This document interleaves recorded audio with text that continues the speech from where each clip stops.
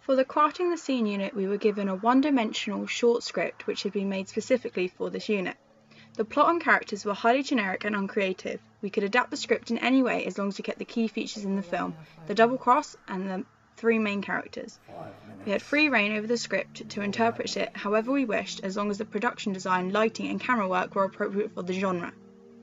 During the planning process of the film Genesis 4, we all chose roles which we preferred to do. I chose the role of production designer as I wanted to explore my creative side while improving my organisation skills. I am also very picky when it comes to continuity on set. I researched my job role thoroughly to make sure I had a strong understanding of what my role was in the production. A production designer's role on set is to manage the visual aspects of a film while working closely with the director and producer to produce a budget and schedule. They also have the responsibility for producing visual elements such as sets and costume. We created a Trello page to keep track of any research people did in their roles, as well as any props people have found. By using this website, we remove the time-consuming scrolling needed in Facebook chats. If the information is merely conversational or discussional about something, we would talk about it on Facebook, but if it was important or a final piece of information, we would then write it onto Trello for the group to see. As the production designer, I began to research prison cells and what prisoners were allowed in them. I looked at cells from the 1950s to gain a better understanding of what our cell had to look like. They were very bland and empty with no soul. For the interview room, I looked at programs such as Law & Order to get the right look for the room. The room would be generic with no personal touches. Once I had researched what the rooms were going to look like, I began to write a list of props I need for the set. After this, I began searching for hire companies to hire the props we would find difficult or expensive to buy. One of the companies I contacted was Stockyard, and they got back to me straight away, quoted me £50 for a bed and 2 tables. They decided not to charge us for the fee of the props, as we were making a student film. I thought that was quite nice. While searching for items allowed in a jail cell, I stumbled across the rules, which stated inmates were allowed to have birds in their rooms. We toyed with this idea for a couple of weeks, but for logistic reasons, we scrapped the idea. As you can see on the floor plan, all 3 sets are up at the same time: the interview room, corridor and prison cell. The props needed for each set varied, but the odd prop were reused between the rooms. The interview room props were 2 chairs provided by myself and a black table we borrowed from the university. The prison cell had a bed and 2 tables acquired from Dorchester Prison. The toilet was found at the dump, and the prison bars were created from PVC piping and wooden beams. The window bars were created using a child gate I had found. The corridor did not have any props in it apart from the prison cell door. I decided on this layout as it required less set movement on the day of the shoot. As a health and safety aspect, this was important as it reduced the risk of injury and equipment damage. This floor plan was then sent over to the director of photography to add on light positions and camera movement. I sourced and organised the collection of props. The most difficult to find was the prison bed, as they were needed to be sourced from the actual prison or a props company, which previously stated we did. The closest place would loan the props to us was Dorchester Prison. We booked out the university van to go and collect the props from Dorset. This was probably the most difficult part of collecting and researching props, as it was highly time consuming and difficult to find someone who's actually able to drive the van. As I was unable to collect the props personally, our DIT Andrew Pollard volunteered to pick them up. The pickup location was the Old Dorchester Girl, 7 North Square, Dorchester, Dorset, DT11JD. While I was in a different country filming for a different project, I had a team back in Southampton finishing the set for me.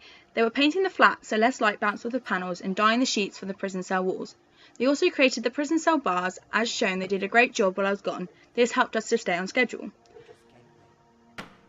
As well as designing the set and organising props, I was also responsible for sourcing costumes. Before I was shown the actors, I had a good idea of what I wanted them to wear, as well as hair and makeup. For Natalie, our female part, I wanted her to look like a typical femme fatale, seductive, trustworthy, but also twisted and dominant. She would have dark eyes and prominent red lips, while wearing a dark, seductive suit. She would wear heels to make her figure more prominent and attractive. The actress, Jessie Speller, had all of her costume ready and was willing to bring it in. All we had to do was provide her with some tights. For Mark, the older brother, I wanted him to look as if he came straight out of a prison series or film such as Prison Break. His character will look aggressive and dominant. He will wear a vest top to show his muscles and look intimidating. He will also wear orange trousers as a warning sign of danger. The actor Billy Reynolds had a white vest top which showed off his tribal tattoos, and his orange trousers were sourced from our producer Robbie's staff. When it came to Jack, I wanted to portray his character as innocence and remorse. His clothes were neatly kept, all of his buttons done up, and his hair would be pulled back into a neat ponytail. His prison cell was filled with religious texts and neatly drawn imagery to show his turn to God. His bed was made and he toyed with rosary beads. The actor Ivo Dinkoff wore his own white shirt, but we provided him with a dark blue boiler suit we found online. The night before the shoot, we received a message from our hair and makeup artist. They had unfortunately gone into A&E and they were unable to make it in. The whole crew then contacted any makeup artist they knew to fill in for her, with no luck. Lauren and I then took it upon ourselves to stand in and do it ourselves. I helped to create fake tattoos and worked on the actor's hair. In the prison cell, every item was placed very specifically and neatly to emphasise Jack's attention to detail. The pictures on the wall were placed in 2 straight lines, with the large drawings on the left and the small ones on the right, finishing in a single image. The story behind the images symbolised being trapped and locked in the prison, his original arrest, to finding God but still being trapped, the religious text, then finding a way out through God after seeing the beauty in the world, being sent Natalie to help him escape, and the freedom of an empty cage. He wishes he could be free, but to no success. The books on the desk are placed in height order to show how Jack tried to control his life. The walls were supposed to end up dark grey colour, but unfortunately turned out a bit more terracotta, but it still worked for the film.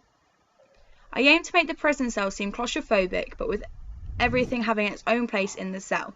This way, when Mark entered the cell, it set the room off balance, insinuating he shouldn't be there.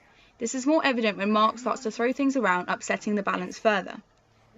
When it came to the interview room, the set was very basic and the colours were achieved through lighting. It was basic to display a level playing field, as if no one had the upper hand until the acting began and Natalie dominated the male characters.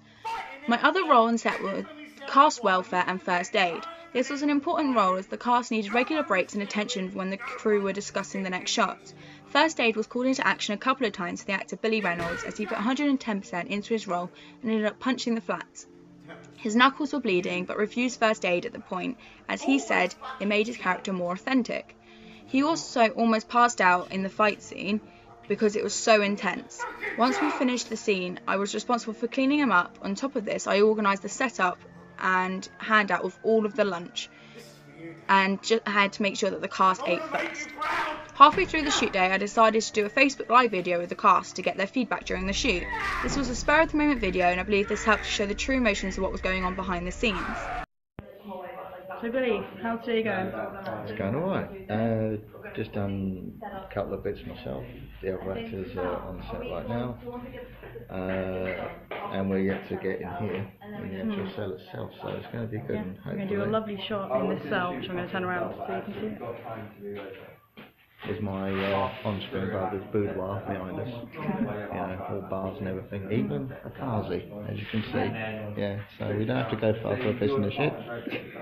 We're all good friends. Yeah, there you go. Hopefully the film will go quite well. And for showreel material.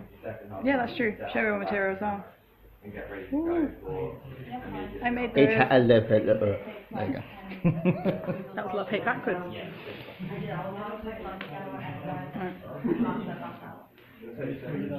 Walking over to the female actress. Jessie, how's today going? Pretty great, hello. Facebook Live, yeah, go on. This is our female lead. Well, the only female in our actual thing, never mind. Yeah. Right? Yeah. How's everyone doing? Facebook? Yeah, people are watching. People are watching! People are watching.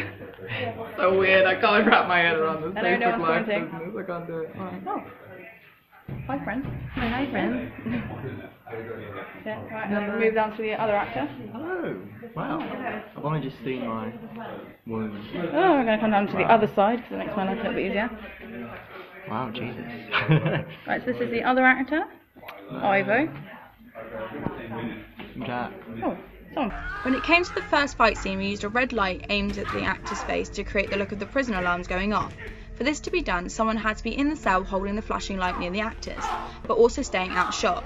Due to all the lighting crew being busy with the other lights, I wanted to do this despite it not being my role. During the fight scene, props were thrown across the room, which meant they had to be reset to the original positions for the next take. This was a time-consuming aspect of the shoot and required reference photos. Without the help of Lauren Wilkins, I believe that this would have taken me a long time, and also by the two of us doing it saved time. Once the film had wrapped and the edit was underway, I spoke to the cast and asked for some feedback after the production. I asked for both positive and negative feedback. On reflection of my role, I believe I worked hard and completed all tasks that were needed for the shoot. If I was to do this project again, I wouldn't mind being the production designer, but I would also like to be the producer or director as well. I know that this will be a lot of work, but that way I can cut down on people in major roles and increase the amount of crew I have to build sets and set up equipment. Regarding the feedback, I believe that everyone acted professionally on set and the film was completed with only minor hitches on the day. The car's gone. We need to get out of here I'm now. not going to ask you again. What is the code? 300 374. Natalie! Natalie!